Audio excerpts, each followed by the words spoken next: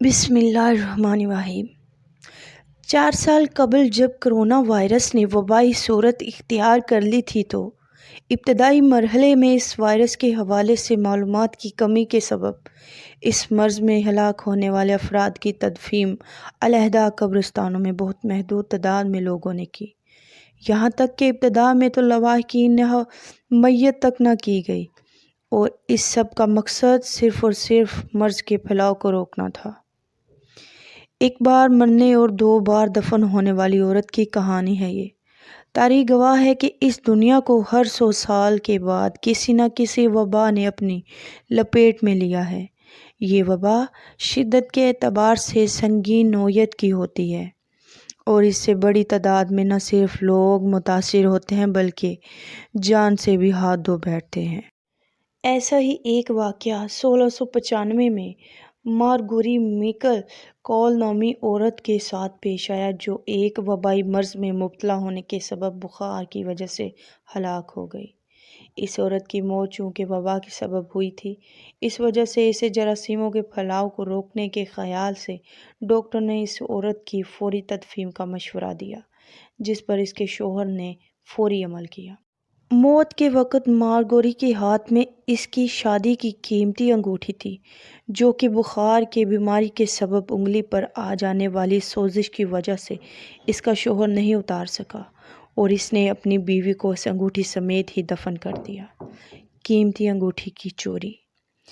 قبر میں سے چوری کی تاریخ کتنی پرانی ہے، اس کا اندازہ اس واقعے سے لگایا جا سکتا ہے۔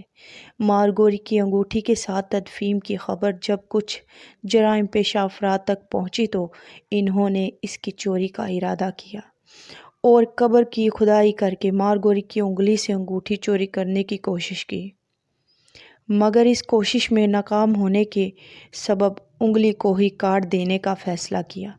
انہوں نے جب مارگوری کی انگلی کاٹ کر نکالنے کی کوشش کی، جس سے مارگوری کی انگلی سے نکلنے والا خون ان چوروں پر گرا، مگر اس سے بھی زیادہ حیرت انگیز واقعہ یہ ہوا کہ مارگوری خون نکلتے ہی زندہ ہو گئی اور اٹھ کر بیٹھ گئی، جس کو دیکھ کر کچھ افراد کا یہ کہنا ہے کہ چور ڈر کے مارے منظر دیکھ کر دل کا دورہ پڑنے سے ہلاک ہو گئے، جبکہ کچھ افراد کا یہ کہنا ہے کہ چوروں نے اس منظر کو دیکھنے کے بعد ہمیشہ کے لیے چوری سے توبہ کر لی۔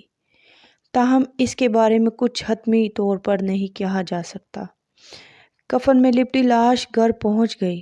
مارگوری کو دفن کرنے کے بعد اس کا غمزدہ شوہر اپنے بچوں کے ساتھ گھر پر تھا۔ اچانک اس کو دروازے پر ایک مانوس دستک سنائی دی، جس کو سن کر اس نے اپنے بچوں سے کہا اگر وہ مارگوری کو اپنے ہاتھوں سے دفن کر کے نہ آیا ہوتا تو یہی سمجھتا کہ ان کی ماں آ گئی ہے، مگر جب اس نے دروازہ کھولا تو مٹی اور خون سے بھرے کفن میں مارگوری کو اس حال میں دیکھ کر اس کے پورے جسم پہ مٹی کے نشانات موجود دیکھ کر خوفزدہ ہو گیا اور گر کر وہیں پہ بے ہوش ہو گیا۔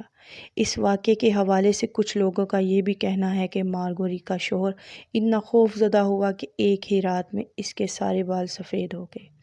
اس کے بعد مارگوری کئی سالوں تک زندہ رہی اور اس کا ایک بچہ بھی ہوا۔ یہاں وہ عورت دفن ہے جس کو 2 بار دفن کیا گیا ہے۔ مارگوری کے مرنے کے بعد اس کو جب دوبارہ دفن کیا گیا تو اس کی قبر پر اس کے گھر والوں نے ایک ایسا پیغام لکھوایا کہ کسی اور کی قبر پر نہیں لکھا ہوا۔ یہاں وہ عورت دفن ہے جو مری تو ایک بار ہے، مگر دفن 2 بار کی گئی ہے۔ مارگوری کا یہ واقعہ پڑھ کر خدا کی قدرت پر یقین بھی کامل ہو جاتا ہے۔ بے شک اللہ موت پر قابض ہے۔